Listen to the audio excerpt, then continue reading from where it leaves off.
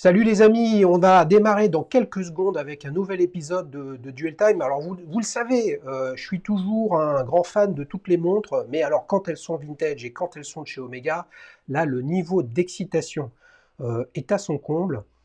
On va accueillir avec grand plaisir Lionel qui va nous présenter une Seamaster chronographe des années 70. Elle a tout du vintage et des 70s que j'aime beaucoup, mais comptez sur moi, je vais lui présenter 4 montres qui vont le faire douter. C'est parti dans un nouvel épisode de Duel Time.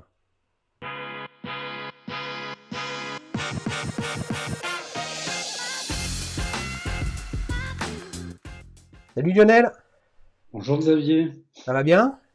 très bien, mais écoute, ravi de te voir en vrai, dans un écran, Ah, alors tu n'es pas déçu parce que là tu m'as en gros plan quand même.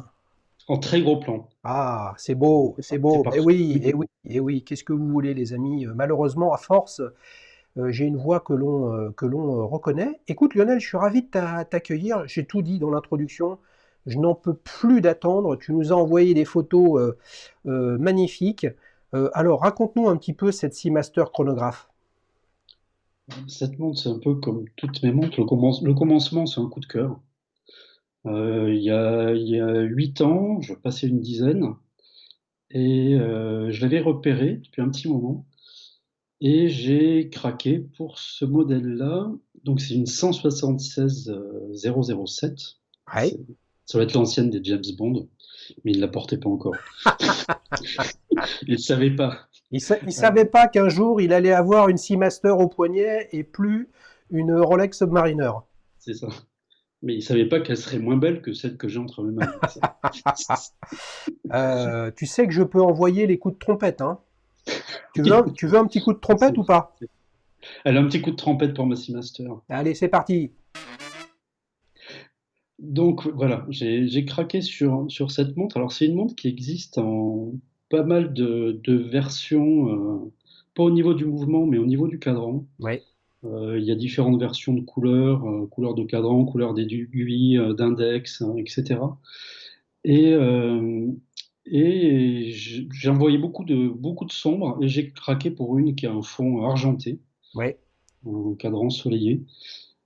Et depuis cette montre, je m'en lasse pas. J'en ai d'autres, mais celle-là, je la trouve fraîche, quoi. Enfin, je la mets essentiellement l'été, je la mets pratiquement pas l'hiver, hein. Je la mets pratiquement que l'été. Ouais. Pour quelle C'est une raison? montre. Pardon, oui. Pour quelle raison tu la mets, tu la différencies par saison? Bah, du fait de sa couleur, j'ai pratiquement que des cadrans noirs ou des cadrans bleu foncé. D'accord. C'est ma seule montre. Enfin non, j'en ai une autre qui a un fond blanc. Ouais. Mais on va dire que c'est la seule montre, ma seule montre claire. Et alors sur les photos, là, j'avais envoyé des photos avec un bracelet cuir que j'utilise quasiment jamais. Ouais. C'est le bracelet enfin, qui a été livré enfin, qui a été livré. Quand j'ai acheté la montre, ils avaient mis un petit bracelet, un petit Ouais. bracelet. Je mets un atto dessus et enfin, l'été, c'est très agréable à porter. Elle est très légère, donc elle fait 60-70 grammes. Ouais. Ce qui est étonnant, c'est que c'est une montre qui est petite, enfin grosse pour l'époque, hein, parce qu'elle fait 38 mm. Alors, justement, j'ai regardé un petit peu. Là, ton 38, il est avec ou sans couronne? Parce que moi, j'ai trouvé là, sur cette référence 41 millimètres en largeur. C'est avec la couronne. Ah, ok, ça marche. 41 avec la couronne, 38 sans la couronne. Ok. Mais elle donne une impression d'être grande parce que, on verra sur les photos, mais le cadran va quasiment en latéral, hein, sur les côtés, Ouais. va quasiment jusqu'aux limites du boîtier. Ouais, tout Alors, à c'est fait. pas mesuré, mais il y a même pas un millimètre, hein, je pense, hein, je l'ai là sous les yeux. Je pense qu'il y a un millimètre, pas plus, à gauche et à droite, ce qui donne l'impression d'avoir un grand cadran. Mm, mm. Donc, cette montre, tu l'as achetée il y a 8 ans. Et elle fait manifestement un parcours sans faute à ton poignet en 8 ans, puisque tu dis tu t'en es pas lassé. Et je l'ai un peu compris comme étant celle-ci, tu ne t'en es pas lassé, alors peut-être d'autres, même si c'est pas le sujet, les autres montres. Mais qu'est-ce qui fait que celle-là, elle te lasse pas? Alors, ce qui m'a plu, alors il y a des choses que j'ai découvertes après l'avoir acheté. Ouais, Je l'ai acheté sur Crésus, hein, donc il y avait des photos, et ouais, notamment les photos étaient prises, je pense, avec position fixe des aiguilles, et le chrono ne tournait pas. ouais, Et quand je l'ai reçu, ouais, j'ai lancé le chrono. Et elle a une particularité par rapport, parce que les chronographes automatiques, là, début des années 70, la mienne est de 72, hein, fois 72. Bon, mais il y avait celle qui était équipée du mouvement de zénith, et puis il y avait les calibres 11, Hum. il y en avait peu. Et là, je pense que c'est dans la constitution du calibre même, elle est dissymétrique. Elle n'a que deux sous-cadrans, elle est dissymétrique. Et le cumul des minutes se font pas dans un sous-cadran, mais se font par une aiguille qui est cachée sous l'aiguille des secondes du chrono. Je sais pas si Ah! dire qu'il y a superposé quand on la voit de face, quand enfin, quand le chrono fonctionne pas, on voit comme s'il y avait qu'une seule aiguille des secondes, Ouais. et on voit comme deux petites ailes d'avion vers la partie supérieure. Et en Ouais. fait, ces petites ailes d'avion, c'est la partie émergée d'une aiguille qui est dessous et qui est l'aiguille du cumul des minutes du chronographe. D'accord. Donc quand tu démarres, donc pour résumer, quand tu, euh, quand tu démarres ton chronographe, donc avec le bouton poussoir qui est à 14 heures, Mhm. au bout de 30 secondes, tu as ta première aiguille bleue qui te donne les 30 secondes, Oui, ou alors les 120 sur l'échelle tachymétrique. voilà. Mhm. Et tu as l'aiguille qu'on ne voit pas sur l'image actuellement, mais qui est avec ce petit trait horizontal que C'est ça. tu dis aile Mhm. d'avion, et je suis tout à fait d'accord avec toi. Cette aiguille-là, elle ne s'est déplacée que de la moitié d'une D'une minute. minute. Tout à fait, c'est ça. Ah là là, mais ça, Lionel, c'est un truc à voir dans Petite Montre entre amis avec une vidéo, ça. C'est absolument magnifique, ça. Entre le côté dissymétrique, effectivement, petit sous-cadran, tout petit sous-cadran, et puis ce que tu nous racontes là, mais d'un autre côté, j'ai fouillé la question, c'est le premier calibre automatique chronographe d'Omega, hein, Tout à fait. qui est, comme souvent chez Omega, hein, ne nous trompons pas non plus, qui provient pas de chez Omega, mais qui Tout à fait. provient du fabricant des Bosch, Lemania. Oui, Ouais. oui. Toute Et cette partie technologique là, c'est un truc qui compte beaucoup en général chez toi et notamment dans cette montre. alors, dans cette montre, ça, je m'en suis rendu compte après. Oui, Alors, depuis, du coup, comme j'en ai plusieurs, après, j'ai acheté d'autres. Enfin, j'avais déjà des chronographes. J'ai essentiellement des chronographes, hein. Et donc, du coup, j'ai acheté les chronographes qui l'ont précédé, les chronographes automatiques qui l'ont précédé, à l'exception de la Seiko. Parce que ouais, j'ai un peu, elle est passée d'ailleurs, hein, en dual time, je crois aussi. ouais. Je l'ai pas, la Seiko. Mais effectivement, oui, ce calibre, pour moi maintenant, c'est quelque chose d'important, oui. Parce que c'est le premier de chez Omega, enfin, en automatique en tout cas, hein. Ouais, Et, euh, et, et puis là, il y a eu aussi ce petit, dans le côté historique, il y a eu un petit peu ce retard à l'allumage d'Omega, quelque part, qui a eu 2, 3 ans de retard. Parce que les premiers modèles, je crois, chrono automatiques sont sortis en 71 chez Omega. Ils ont eu un petit retard par rapport aux autres grosses marques, par rapport à ces chronos automatiques. bien sûr. Euh, Bah attends, Néanmoins, ils ont eu des retards. En fait, celui qu'on va mettre sous le chapeau du calibre 11, hein, chez ER, Breitling, il avait un autre nom, Buren, Hamilton, etc. Là, pour le coup, il y avait plusieurs choses. Il y avait la dimension automatique et le micro-rotor. Là où le El Primero était un chronographe automatique également, et par ailleurs, voire surtout, entre guillemets, haute fréquence, c'est-à-dire 36 000 alternances, 5 Hz. ok. Ouais, qui en ce sens, euh, même s'il y a d'éternelles discussions sur entre je suis le premier à l'avoir annoncé, je suis le premier à avoir sorti un proto et je suis le premier à l'avoir commercialisé, il semblerait que la première commercialisation, pour le coup, soit le 6139 de Seiko. Mais c'était, comme le calibre 11, un chronomètre au cinquième de seconde. Là où le El Primero, de par sa haute fréquence, t'amenait une précision au dixième de seconde, qui, me semble-t-il, est quand même la fonction fondamentale du chronographe, c'est la précision des temps courts. Oui, mais bien sûr, à l'époque, c'était ça. Et après, de toute façon, la longévité de celui de Zénith, enfin, il a équipé longtemps des montres, hein, alors que les autres, au final, peu. Celui d'Omega, je crois que c'est le 1040 qui est là-dessus, hein. Oui, Je crois qu'ils l'ont utilisé peu de temps, hein, 5-6 ans. Alors, en lisant sur des blogs différentes raisons, hein, des raisons de coût, etc. Mais celui de Zénith, indépendamment de qui l'a sorti, après c'est une question de mois, hein, pour les autres, ou de semaines, hein, ou de communication peut-être. Oui, bien sûr, bien sûr. Mais là, c'est toute l'histoire où je vois bien, enfin, je ressens ce qui t'intéresse, c'est-à-dire qu'il y a d'un côté le storytelling très marketé des marques, que je reprends en partie dans la série Watch Out qui est diffusée récemment sur la chaîne. Après, il y a les petites histoires des innovations et de la R&D en termes de chronométrie. Et puis, bien évidemment, bah, derrière, les partenariats, tout le concept même de l'organisation de l'horlogerie suisse qui fait que une montre est quasiment jamais faite intégralement en interne, même à ces époques-là. Tu as toujours des pièces qui proviennent, ton boîtier provient de chez Huguenin, de Spielmann et d'autres, ton cadran vient de chez quelqu'un d'autre, etc. etc. quoi.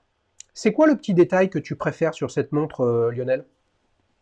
Alors, le petit détail, alors il y en a plusieurs. Ce que j'aime bien, il y a un petit disque.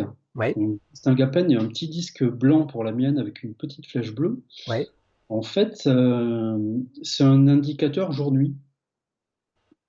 Donc, qui indique si, par exemple, là, en ce moment il est 12 heures, c'est dans la partie blanche. oui. Ça veut dire bien qu'il est 12 heures et pas qu'il est minuit 20. Mais tu parles du petit disque qui est à 9 heures? Le petit disque qui est à 9 heures, tout à fait, il y a un disque blanc Oui. euh, avec une petite flèche bleue. C'est un disque tournant qui est sous les secondes Ah filantes. ouais, ouais, ouais, ouais, ouais, c'est sur les photos, je ne l'ai pas vu. J'essaye, les amis, de vous en montrer une où on voit, là, par exemple, on voit non, sur celle-ci, on la voit pas. Voilà, là, sur cette photo, on voit en tout petit, sous la petite aiguille, on voit une petite empreinte bleue. Et ça, ah oui, effectivement, ça donne jour-nuit. Superbe, Voilà, c'est superbe. ça. Et ça, bon, ça sert strictement à rien, parce que je fais la distinction entre les jours et les nuits. Mais je sais pas, c'est le petit plus, ça me plaît bien. Après, ce que j'ai bien aimé aussi sur ce modèle-là, c'est les index facettés. Oui. Alors, ils ont fait, dans cette référence-là, il y a différents types d'index. Il y en a aussi certaines qui n'ont pas d'index. Il y a une toute petite goutte de tritium, mais minuscule, qui est cachée derrière les index. Ouais. Et voilà, c'est ces petits détails-là T'as un truc qui- très sympa sur ces index aussi, c'est qu'ils sont facettés et par ailleurs en tout petit, tu as le chemin de fer toutes les 5 secondes dessus. c'est ça. Donc voilà, c'est ces petites choses c'est ce que j'aime dans cette montre, c'est tous ces petits détails et aussi sa discrétion, parce qu'en fait, Ouais, c'est des montres que ouais, bon, bien, bien c'est sûr. pas c'est pas une montre iconique, hein. On la voit peu, enfin, on la voit sur les sites marchands, mais pas tant que ça, on n'en parle pas beaucoup. Mm, Pas beaucoup de cette montre. mm. Tu Alors que, disais au tout début, bon, c'est pas le principe de l'émission Duel Time, hein, c'est-à-dire qu'il y a, les amis, je vous donne un petit peu le backstage, il n'y a pas de post-production sur Duel Time. Alors, petite montre entre amis, il y a 3 à 4 heures de montage et d'intégration de tout un tas d'informations additionnelles par rapport à ce que nous a raconté l'invité. Donc effectivement, là, je ne peux pas vous présenter euh, toutes les déclinaisons de ce modèle dont parlait au tout début Lionel, mais mon message, enfin en tout cas celui moi qui me plaît et que j'ai envie de vous partager, c'est que cette montre-là, pour moi, elle symbolise l'intérêt du vintage. C'est-à-dire, waouh, quand vous regardez ça, vous vous dites, mais ils ont fait des montres comme ça, Omega. Et franchement, Omega, à cette époque-là, c'est peut-être d'ailleurs ce qui les a presque tués, hein, parce que fin 70, ça allait vraiment pas fort. Mais il y avait un choix qui était absolument astronomique. Au catalogue, ils avaient des centaines de références. Et pas simplement des références avec le bracelet n'est pas le même. Hein. C'était clairement pas les mêmes montres. Et je pense que ça, c'est la démonstration que le premier intérêt du vintage, c'est pas ouais, c'est une montre ancienne, un truc, un machin. C'est pas le sujet, c'est le choix. Il y a un choix qui est astronomique, Lionel, dans le vintage. ah ben tout à fait, c'est un choc qui est énorme, hein. Et c'est vrai que ce modèle-là me plaisait, enfin ce modèle-là, cette référence-là me plaisait. Et c'est vrai que celui-ci en particulier, avec ce fond, ce cadran qui est un cadran ensoleillé, argenté, qui est, qui est superbe, les index, etc. En fait, c'est celle-là c'est pour celle-là que j'ai craqué. Je regarde, là, du coup, avant l'émission, je me suis replongé là, un peu dans Chrono 24, etc., pour Ouais, voir ce qu'il y avait. Ben voilà, par curiosité, voir l'évolution des prix, même si peu importe, parce que je compte nullement la vendre. Mais j'en ai pas revu d'équivalente. C'est-à-dire qu'il y a toujours une petite variation, l'échelle tachymétrique qui n'est pas de la même couleur, bah oui, les index qui sont pas les mêmes. ouais, Effectivement, cette diversité-là d'oméga, ouais. elle se pose pas ailleurs. Enfin, peu. Enfin, par Bah, exemple, elle peut pas se poser chez Rolex en ou fait, c'est une force ou une faiblesse. Après, chacun voit midi à sa porte. Mais c'est clair que de ce point de vue-là, on ne peut pas comparer euh, Rolex et Omega, puisque dans un cas, on a un nombre de modèles qui est absolument astronomique. T'es là, Lionel? Oui, je suis là, je Ah, suis là. pardon, excuse-moi, j'ai cru qu'on avait été coupé.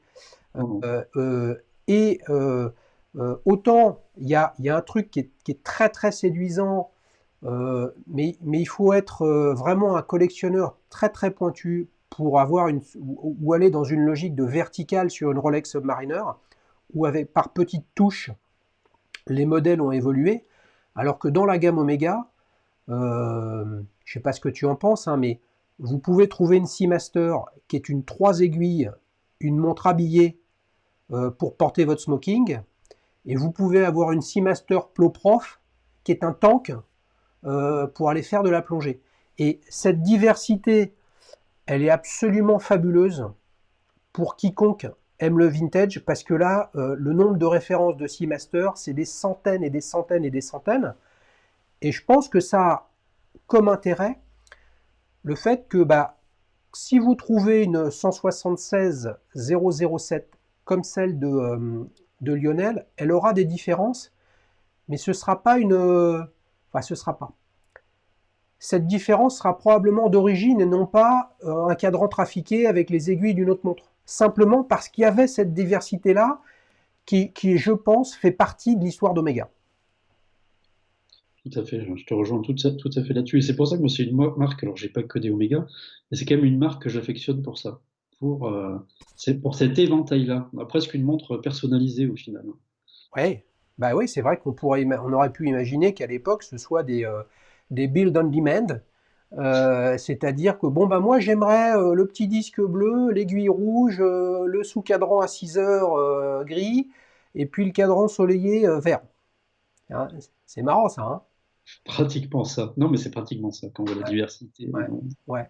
Alors, je te garde quand même au chaud, hein, mais quel est ton adjectif qui décrit le mieux cette montre?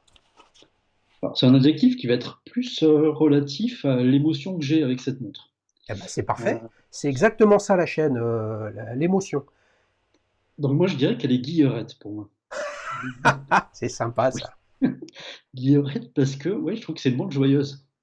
Joyeuse par sa couleur, les traits lumineuses. Alors, je ne sais pas si ça sort bien sur les photos. Par exemple, il y a un brossé sur la façade. Alors, elle a été polie autour, hein, c'est sûr, hein.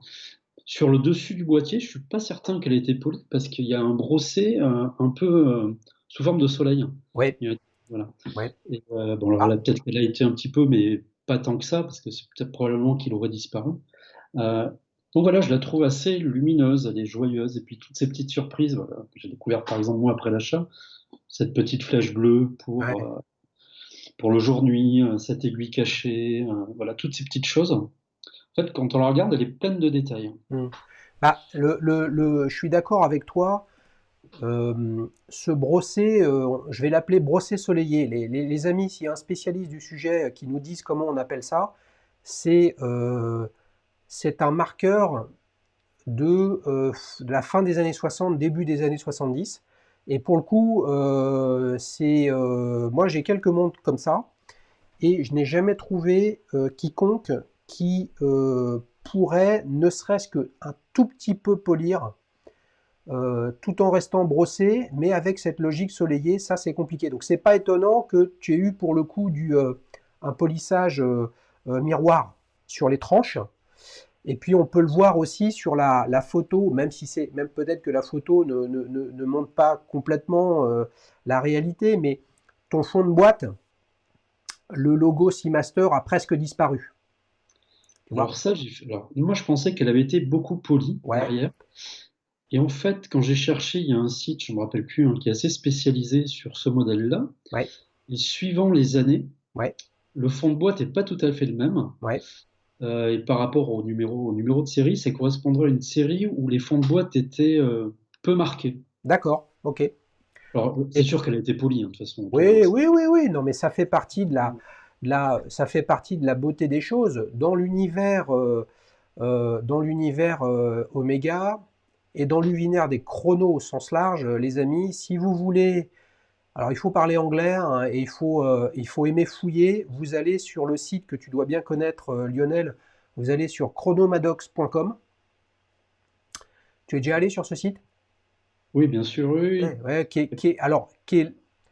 est un site qui a été mis en ligne par des passionnés, des collectionneurs et qui ont eu la possibilité d'essayer de retracer la Bible qui était le collectionneur américain Chuck Maddox, grand spécialiste des chronographes. Et là, pour le coup, il y a beaucoup, beaucoup. C'est une mine d'informations, c'est une encyclopédie, c'est un truc à se perdre aussi. Mais quand vous avez du temps et l'envie de vraiment creuser les choses, c'est absolument passionnant. J'ai une petite question pour toi. On voit une grosse rayure là sur ton verre. Oui, sur le plexi, oui, oui. Ouais. Euh, C'est moi. c'est C'est moi qui... profond ou c'est quelque chose que tu veux pas Non, changer? non, en fait, on le voit sur la photo, Oui, mais à l'œil, c'est pratiquement imperceptible, hein. Je d'accord. pense. C'est un frottement. Après, oui, là, quand j'avais jamais pris des photos pratiquement en macro, et là, on voit tous les petits détails. Ah, ouais. Mais moi, je l'ai vu, tu vois. Non, mais sur la photo, c'est criant. Dans les faits, quand on l'a, Ouais, il est pratiquement invisible, hein. C'est ouais. pratiquement invisible. Ouais, mais d'un autre côté, Voilà. c'est un verre synthétique. Et si c'est pas une cassure, une fêlure, ça Non, se non. rattrape avec du polywatch ou des choses comme ça, hein. Justement, puisque tu as fait des photos récemment, est-ce que tu as pu remarquer ou non le logo Omega gravé au milieu du verre? Non, il n'y est pas. Ah, il y est Non, pas? Ok. non, il n'y est pas. Ok. Regardez, j'ai cherché, Alors, parce que j'ai il y est essuyé, pas. donc je le vois, mais là, je ne le vois Ça pas. signifie qu'il a été changé ou sur ce modèle-là, ils en mettaient pas, tu sais? Alors, si, normalement, il devrait y être. Ouais. Et soit que ça, voilà, pour moi, il a été changé. Ok. Parce que quand j'ai eu la montre Mm, l'été, mm, le- mm. il était vraiment Ouais, impeccable. Donc, je pense qu'il avait dû être changé. ouais, ouais. Bon, bah, vous avez compris, les amis, hein. Bon, Lionel, il aime sa montre, mais ça, c'est pas étonnant parce qu'il me contacte pour la présenter sur la chaîne. Mais moi, je suis très très fan. Je trouve elle est entre deux époques. Tu verras avec les modèles que je vais te présenter. Elle est entre deux époques, 60s et 70s. 70s sur la forme du boîtier, quasiment pas de anse. Ce brossé, on va dire, soleillé. Et puis, beaucoup de petits détails, plutôt dans la finesse, je trouve, au niveau du cadran et des aiguilles. Une échelle tachymétrique qui est à l'intérieur hein, Tout à fait. du cadran. Voilà, là où on le sait, les speeds à partir de la référence 29,98 de mémoire, non 29,15, eh bien les échelles tachymétriques ont commencé à être à l'extérieur du boîtier, même si pour le coup on était à la fin des années 50.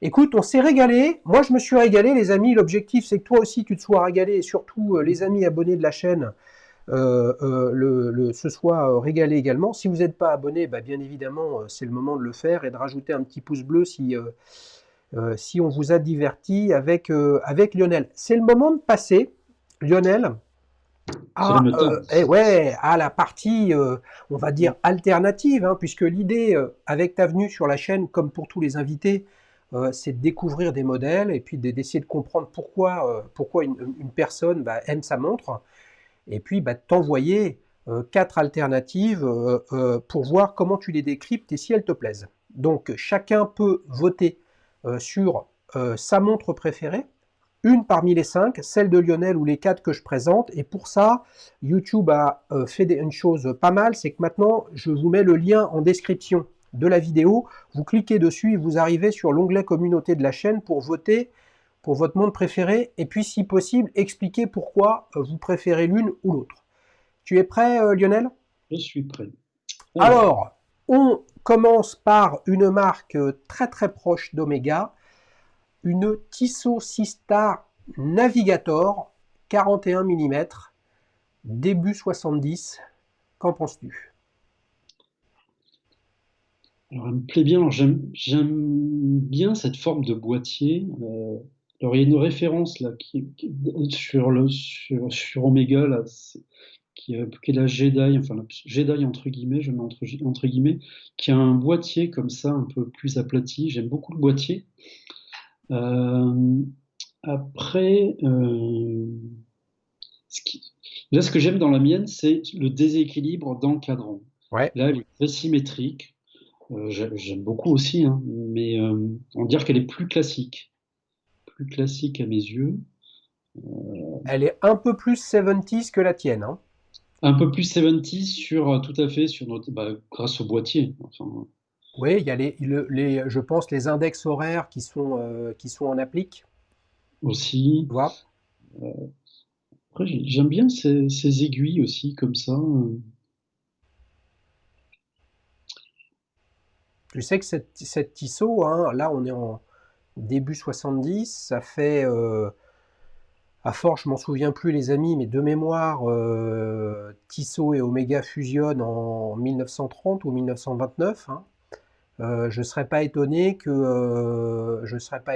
termes de calibre, on soit sur la même chose que chez Omega. C'est possible. Tu vois, il y a des Seastar Navigator qui ressemblent beaucoup, hein, beaucoup à la tienne, mais avec ces deux cadrans. Alors, ce qui me ferait dire que c'est pas forcément le même calibre, c'est justement l'architecture du cadran. Ouais, Euh, Après, je sais pas, j'ai aucune maîtrise technique au niveau des calibres, moi non plus. Enfin, moi mais non plus, j'ai pas regardé ce qu'il y avait dans cette Seastar. après, je me dis c'est peut-être compliqué à partir d'un 10-40 tel qu'il est avec seconde fil, enfin les secondes du chrono, les minutes du chrono en position centrale. Je suis pas sûr que ça soit facile de les disposer sur un petit cadran, comme sur un sous-cadran. Enfin bon, peu importe après le calibre. Donc, Euh, ça te plaît, ça te plaît pas, ça? Tu mets combien de 0 à 10 alors? J'hésite parce qu'elle me plaît bien, alors il faut pas que je monte trop. Mais en même Ah oui, temps- à la fin, il faudra que tu choisisses ta préférée, hein. Oui, alors après je pourrais changer d'avis. Mais écoute, elle me plaît bien quand même. Je vais lui mettre un 8 pour commencer. Alors, c'est Hein. un peu dur de commencer fort comme ça. Je t'envoie un petit coup de trompette, hein, parce que c'est beau, hein. Je vous dévoile pas les amis, mais quelques heures avant d'enregistrer ce duel time avec Lionel, on a démarré le vote avec un 4 sur 10, hein. Donc là, 8 sur 10, c'est pas mal. J'ai comme l'impression que tu vas me demander des notations avec un chiffre après la virgule, hein. Alors, Peut-être. On on va voir. enchaîne par une deuxième proposition, Lionel. Là, nous avons une Universal Genève Compax dite Nina Rint, hein, puisque c'est une montre qui est assez connue pour avoir été au poignet de la compagne du célèbre champion du monde de Formule 1, Jochen Rindt. D'accord. Alors là, je suis moins fan. Alors, moins fan, hein, j'explique pourquoi. Elle ressemble beaucoup à une speed pour moi, parce que Hmm. l'échelle tachymétrique y ressemble. Oui. Le boîtier, vu de dessus, en tout cas, enfin, c'est pas ce qu'à se demander enfin, si c'est pas presque le même. Alors c'est le même fabricant, c'est Hugues Ninfrère, et effectivement tu as remarqué les anses lyres, Ouais, très caractéristiques justement des speeds, mais tu vois, t'as pas le, si tu as suivi assidûment pardon, l'épisode 2 de Watch Out, tu vois, il n'y a pas le protège bouton tout à fait. poussoir et protège couronne Oui. sur le côté droit de la montre. Alors après, ce que j'aime bien dans cette montre, j'aime bien alors après, elles sont singulières, mais la forme des aiguilles des heures et des minutes, là, Ouais. j'ai jamais vu ça pour l'instant. Oui, ça, je trouve ça sympa. Je suis un peu moins fan de celles des sous-cadrans qui sont qui sont dans le même esprit en même temps, hein, qui sont très en forme de parallélépipède pratiquement. Ouais. Donc ce qui me plaît bien, ouais, c'est les aiguilles. Et après, l'ensemble. l'impression que oui, je trouve que ça ressemble beaucoup à une speed, hein, au final. Et ça me gêne à part la taille, oui, parce qu'elle fait 36. Ouais, 36. Euh, donc je suis un peu moins conquis par celle-là. Ouais. Est-ce que il n'y a pas, mine de rien, le bracelet qui, je trouve, lui va pas du tout, mais Mm. c'est très personnel, hein, et qui met pas en valeur, en fait, vraiment ce cadran panda, tu vois. Bon, c'est vrai que la lunette et les anses, très clairement, et les boutons poussoirs, peuvent imaginer que c'est très similaire à une Speedmaster, enfin, franchement, notamment la lunette. Mais ça, c'est pour le coup, c'est super 70s, quoi, hein. Je veux dire, Ah oui, c'est oui, oui. ces sous-index, ces aiguilles des sous-index là qui sont en rectangle très fin. L'aiguille des heures, regarde là, elle n'est pas du tout en rectangle, en fait, elle est Non, un petit peu profilée. Voilà. absolument. Mais j'aime beaucoup les aiguilles, hein. J'aime beaucoup les aiguilles, moi. Est-ce que ça manque pas un petit peu de, euh, comment dire, de petits détails qui font la richesse et la diversité de ta Seamaster? Tu vois, Oui. celle-là est plus, Mhm. voilà, t'as un logo peint, tout est peint, il y a pas d'index facetté, et ainsi de suite. Je pense que c'est ça, comme là, là, le choix il est en vis-à-vis de la mienne, je pense que c'est ça qui me gêne. Après c'est une montre qui me plaît, enfin, je serais ravi d'en avoir une, hein. Euh, Après, je pense que j'ai trop, je sais pas, elle est clairement plus lisible aussi, hein, parce que la Omega, là, en l'occurrence pour l'utilisation du chrono, il faut être honnête, hein, c'est pas lisible du tout. Enfin, c'est pas, ça pourrait pas être une montre professionnelle, alors que celle-là, il y a une bonne visibilité, hein. Ouais, ouais. Est-ce que tu as remarqué la partie traitée au tritium, hein, Oui. de l'aiguille des secondes qui est pile poil à l'intersection avec le carré qui entoure le U de Universal Genève. Ça, j'avais pas prêté attention à ce détail-là, mais effectivement. Hein, c'est sympa comme tout. Et puis on a la précision suisse T inférieure à 25, enfin Suisse T 25, hein, qui montre qu'on est bien à une époque où le tritium était encore autorisé sur les montres. Combien tu lui mets de 0 à 10 à celle-ci, Lionel? Ah, je vais lui mettre un 7. Tu vas lui mettre un 7. Ouais, je lui mets un 7 parce que. Ah, tu lui mets un 7, c'est pas mal, c'est pas mal. Les amis, ça va être difficile de se départager, hein. Je sens que le vote va être très très serré. Alors là, attention, je t'envoie quelque chose de plus iconique, si on peut dire. Même si chacun voit midi à sa porte, une Zenith El Primero A384. Là, là, j'adore. J'adore la forme du boîtier. Ouais. Voilà. Très marqué aussi à 70s. Alors même si, oui, aussi les piles de 70. Bon, le calibre, on le connaît. Euh, J'aime bien cette idée aussi d'avoir l'échelle tachymétrique à l'intérieur, comme ça. Ouais. Les aiguilles aussi, hein. Tu vois, je pense que sur la précédente, là, c'était ces aiguilles. Si on prenait séparément l'aiguille heure minute et les aiguilles des mini cadrans, je trouvais que le raccord entre les deux n'allait pas. Ouais. Là, je trouve qu'au contraire, ça va bien. Enfin, les aiguilles heure minute sont superbes, pareil avec ce petit filet de tritium. Et puis des aiguilles plus fines sur les sous-cadrans. J'aime Ouais, mais beaucoup, tu hein. vois, là, regarde, franchement, tu prends les deux sous-cadrans à 3 heures et à 9 heures, tu pourrais me dire aussi, euh, Ah oui, bah, je suis d'accord. on dirait une speed. Mais bien sûr. Mais oui, oui, oui. Oui, mais il y a le boîtier qui change tout. La Ah forme oui, du ah ouais, boîtier. mais là c'est superbe ce boîtier. Boîtier Euh, iconique. J'ai l'impression qu'il est brossé aussi, soleillé un peu, ouais, hein. bien sûr, la même chose que sur le tien. Donc là, on rejoint la logique des années 70s. Par contre, on a des anses facettées là. Alors, c'est clair qu'un modèle comme ça, à trouver dans cet état-là, on voit bien avec les effets de lumière le côté acéré du boîtier, hein, juste au-dessus du bracelet. Ça doit pas être facile à trouver. Puis après, on voit tous les petits défauts et les problèmes de ces montres, hein. Là, je pense qu'elle est sur la photo, le chrono est arrêté. Il n'est pas aligné avec les à Tout à fait, 12 heures. exactement. Voilà. L'aiguille des secondes du chrono est sympa aussi, hein. Ça lui rajoute un petit zeste, hein. Ça la Ouais, dynamise un peu. Là, ouais, ouais, ouais, ouais. Il y a les, je peux le dire, hein, je t'ai pas mis de Tag Heuer Monaco 1133, hein, mais elles avaient de mémoire le même type d'aiguille rouge comme ça avec ce petit rectangle très très visible. Voilà, c'est sympa. Je pense qu'elle devait venir cette montre avec un bracelet acier de Guy Frères à l'époque qui était l'un des fournisseurs de Zénith. Voilà. Est-ce que, dites-moi les amis, peut-être que toi tu le sais Lionel, est-ce que c'est pas un modèle qui vient d'être réédité par Omega? Il me semble, hein. je sais pas. Je me penche pas trop sur ce qui réédite. Ouais, Donc, il me semble, il me semble. T'es exclusivement vintage, toi, dans ton approche de l'horlogerie? essentiellement, oui. D'accord. Essentiellement. Après, j'ai des montres plus récentes, mais enfin récentes qui ont une vingtaine d'années. Mais, Ouais. Bah écoute, on a euh, tous nos petits problèmes, Lionel, c'est pas grave, hein. Hein. ouais, puis comme moi aussi, je suis un peu vintage, c'est pas gênant. Écoute, c'est cool. Combien tu lui mets de 0 à 10 à cette Zénith El Primero?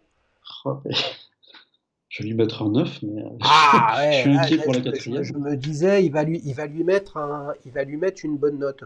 Est-ce que, est-ce que le fait, tout à l'heure, tu disais de ta propre Seamaster qu'elle n'était pas iconique, iconique, mythique, emblématique, bon, c'est toujours un petit peu difficile je crois que chacun voit ce qu'il veut dans ces termes. Mais si on considère que, enfin, puisque toi tu dis que ta Seamaster n'est pas iconique, est-ce qu'on peut considérer que cette El Primero, pour le coup, tu la trouves iconique? Oui, déjà le mouvement, déjà le mouvement est iconique. Et après, alors après il y a une Zénith qui doit être de ces années-là avec le même calibre que j'aime beaucoup. Alors je connais pas la référence, qui a un écran télé. Oui, bien sûr. Ah ouais, Et, là, pour le coup, c'est très 70s, hein. encore plus 70s. Alors Ouais. celle-là, je pense qu'elle est iconique en ce sens que probablement, enfin, c'est une hypothèse, et pour être iconique, il faut être un petit peu classique aussi. Enfin, celle-là est plus classique. Ouais, Donc celle-là est peut-être iconique, mais moi je verrais plus comme iconique celle qui a, si tu veux, l'écran en forme télé. d'accord. Mais pour le coup, je voyais moi derrière le fait que toi tu l'imagines iconique, le fait que tu lui mettes une meilleure note additionnelle pour ce côté iconique, et qui est donc ce 9, puisque c'est ça, tu veux lui mettre 9 sur 10. Oui, je vais lui mettre 9 non, parce que, enfin, Voilà. je la trouve Euh, belle, elle est belle parce qu'elle a ouais, un bon et oui, équilibre, et c'est une oui, belle parce montre. que les amis, si vous avez suivi, ce que j'espère, et puis si vous n'avez pas suivi, eh ben c'est le moment de le faire, mais à chaque fois que je fais un vote ou que j'organise un sondage, principalement sur Duel Time, et qu'il y a par exemple une Rolex dans les montres sur lesquelles vous pouvez voter, c'est toujours une Rolex qui capte les votes. Et je pense que c'est pas simplement un vote de goût, de design, de look, parce que là, je ne manipule pas la montre de Lionel, on ne voit que les photos qu'il envoie, même si elles sont très bonnes et sympathiques, etc. Donc on est plutôt dans un programme où on parle de design.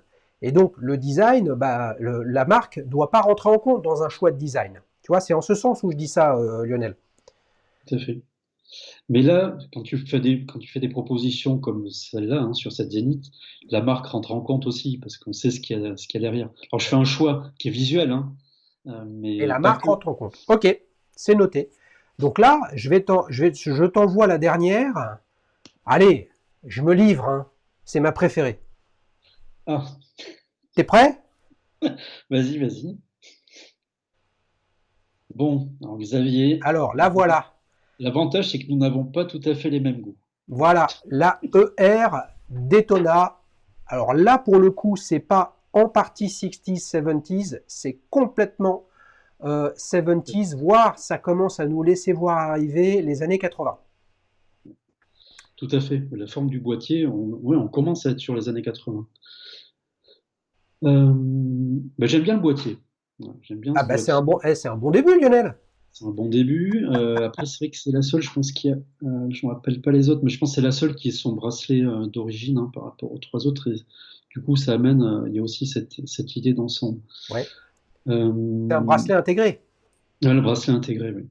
Après, voilà, la disposition de la couronne, je trouve ça très sympa aussi.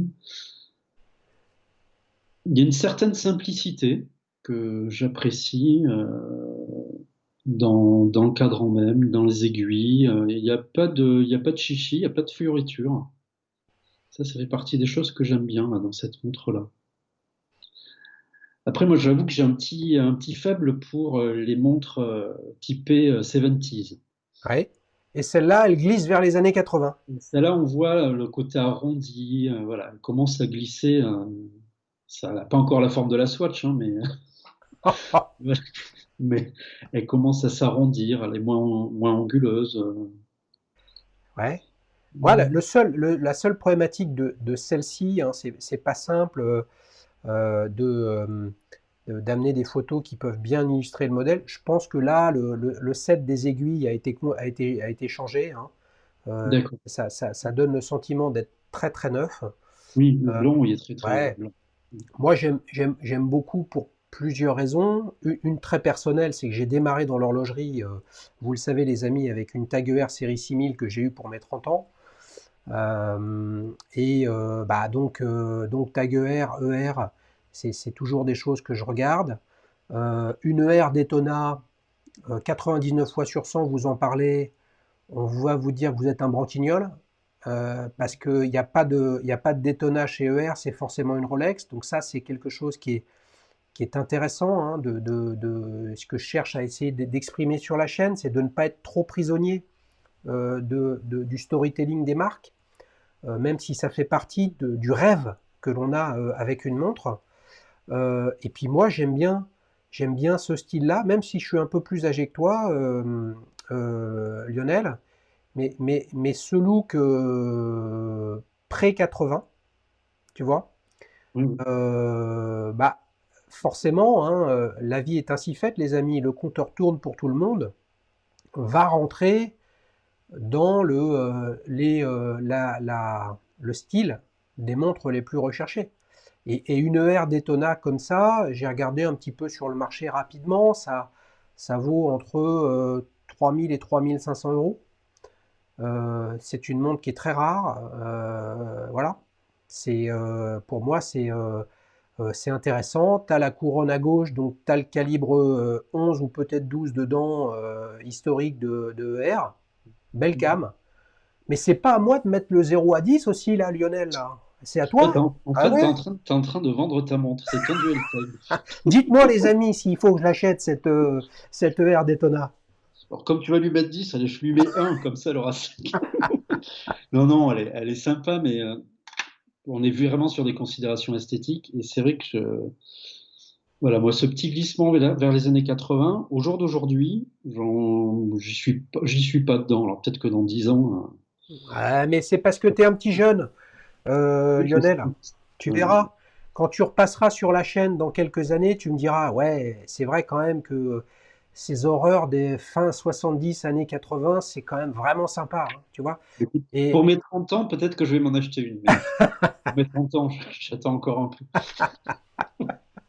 bon, les amis, on va faire le récapitulatif maintenant parce que il faut quand même voir pour quelle montre Lionel va voter in fine. On a démarré avec la Tissot Star Navigator.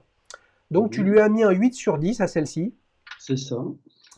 La Universal Genève Compax Panda. Là, tu lui as mis un 7 sur 10. J'étais sévère. Ouais. La Zenith El Primero A384. Franchement, c'est beau, mais tu vois, ça, c'est au moins 3 fois le prix d'une ER Daytona. Et une ER Daytona où tu as mis un 6. C'est ça? Ah non, non, j'ai pas dit. Ah, Non, pardon! Oh là ah là! non, non, non, Eh, je vais mettre la meilleure note. je me suis Non, enflammé non, là. Je me suis enflammé. oh, tu t'es enflammé. Non, non, je lui mets un 7,5. Tu lui mets un, ah, tu lui mets un Un 7,5. 7,5. Ça marche, ça marche. Bon, bah les amis, vous aussi, il faut que vous votez. Mais alors, comme je viens de faire le récapitulatif, je vais pas le refaire une deuxième fois. Ce que vous avez tous compris, c'est que the winner is la Zénith El Primero. Mais Hein. de peu avec la Tissot, hein, parce que ce boîtier de la Tissot, je suis assez fan hein, de Ouais. cette forme de Et bah, boîtier. ouais. Et bah, tu vois, tu dis que je suis d'accord. Enfin, je comprends. Tu dis bon, bah évidemment, là, c'est un choix de design sur une photo, mais la marque quand même Oui, rentre en compte. Eh bien, si c'est pas la marque Zénith, tu vois, qui fait qu'il y a un petit plus pour Zénith, eh ben, c'est la marque Tissot qui fait un petit peu moins. Parce que Tissot, c'est quoi? Ça doit être 1850, peut-être 1840. Donc, ça a une histoire dans l'horlogerie qui est, je trouve, passionnante, avec plein, plein, plein de choses, plein d'innovations, plein de brevets. Sauf que comme ça a été repositionné dans l'entrée de gamme ouais. Oui, c'est ça. de Swatch Group, il y a beaucoup de modèles à quartz, etc. Bah, on en oublie en fait l'apport de Tissot à l'horlogerie suisse. Alors que ce que l'on retient aujourd'hui de Zénith, c'est El Primero, El Primero était dans les Rolex Daytona notamment, Mm. et c'est le relancement, le renouveau avec Zénith Défi, etc. Mais faut pas oublier que des Zénith milieu 70, fin 90, d'un style un peu douteux, période Movado, etc., c'était pas terrible. Tu vois, donc cette Tout à fait. période-là, on l'intègre pas, alors que Tissot, on n'intègre rien. Voilà. Ah non, mais je te suis. Ben, c'est pour ça, de toute façon, que je lui ai mis une note fort correcte. Hein. Elle me plaît beaucoup, cette Tissot. Hein. Très sympa. Mais pas dire que le boîtier de cette Zénith soit pas sympathique non plus. Hein. Enfin, Ah ouais, mais si est-ce à demain dire, te est-ce à tombait dire, dans la ouais, poche, je pense que ouais. tu la garderais. Mais donc, comme tu vas franchir une nouvelle décennie bientôt, Lionel, euh, tu vas te laisser tenter par une belle vintage pour fêter ça? Tout à fait. Et, Mais et- je et- pense ouais, que je vais m'orienter vers l'Asie. tu vas t'orienter vers là? Vers l'Asie. Je Ouais. pense que Seiko, voilà, il n'y a pas longtemps, j'ai acheté deux Seiko bah, de mon année de naissance, 72. Pas cher, hein, une centaine d'euros, qui sont, que je trouve magnifiques. Des boîtiers carrés. Seiko, King Seiko? Ou... Peut-être King Seiko, ou même, enfin, je pense que enfin, c'est toujours pareil, ça va être plus un flash sur un flash esthétique. Ça peut être aussi une Lord, hein, enfin, ça peut être une King, mais ça peut être, voilà, ça peut être juste, entre guillemets, une Lord, Hmm, si le côté esthétique me plaît. bah oui. Je pense que ça Mais, sera plus ça. Ouais. ouais, mais donc une Seiko en vintage ou une En neuve? vintage, oui, oui, en vintage. En Oui, oui, en vintage? vintage. Bah, Ben puisque voilà, tu es années fan des 70. chronos, puisque tu es fan des chronos, tu vas peut-être céder à une 6139, hein, comme on a vu récemment sur la chaîne, sachant qu'il y en a quand même un paquet, hein, Ouais. avec des cadrans ensoleillés argent, bleu, jaune, bien évidemment. Les amis, je ne devrais pas vous le dire, mais bon, il y a quelques jours, il y a eu une vente aux enchères avec des chronos Seiko qui ont appartenu à la famille Chopard, là, des 6138, donc look différent. Pas mal du tout. Pas mal du tout. Non, c'était des 61,39 dans cette vente, excusez-moi, mais il y a quelques jours par rapport à l'enregistrement de ce Duel Time, une super 61,38 cadran ensoleillé sous cadran bleu, lunettes bleues, qui est parti sur un terre en chair. J'y suis pas allé, et c'est toujours pareil, on regrette après, qui est parti à 260 euros hors frais, les amis. Donc, au grosso modo, c'est un truc à 300, 350 frais de transport compris pour la récupérer. Et honnêtement, avec ça, vous avez de la belle cam, hein. Ah, tout à fait. Non, mais les Seiko, je découvert ça il n'y a pas si longtemps que ça. Et il y a à tous les niveaux, hein, il y a bon mais ne serait-ce qu'au niveau esthétique, il y a des belles choses. Hein. Ouais. À Mais, mon goût, pas des belles choses, mais des choses à mon goût, on va dire. mais c'est vrai, c'est plus.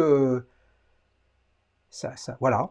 On n'a pas l'histoire avec le Japon qu'on a avec la Suisse. Pas la même langue, pas la même histoire. Genève a été un territoire du Royaume de France. Bon nombre d'apprentis horlogers qui ont fui la France fin 16e eh bien, sont partis, voilà, à Genève. Donc toute cette histoire, à un moment ou à un autre, la proximité géographique, elle fait que on est plus marqué par l'histoire francophone de l'horlogerie en France et en Suisse que par celle de Seiko. Et puis, bah, bien évidemment, Seiko est un marqueur aussi de la montre électronique, Lionel. Donc, Oui, si on ne creuse pas, on ne se rend pas compte que ils ont fait des montres depuis le début du 20e, comme Citizen d'ailleurs un peu plus tard, en faisant des choses intéressantes. Écoute, Lionel, merci beaucoup. et merci à toi, Xavier. Les C'était un amis, bon moment. on s'est régalé dans ce duel time. C'est vraiment la fête du vintage. Plus il y en a, plus on peut montrer la diversité, l'opportunité qu'il y a sur le sujet.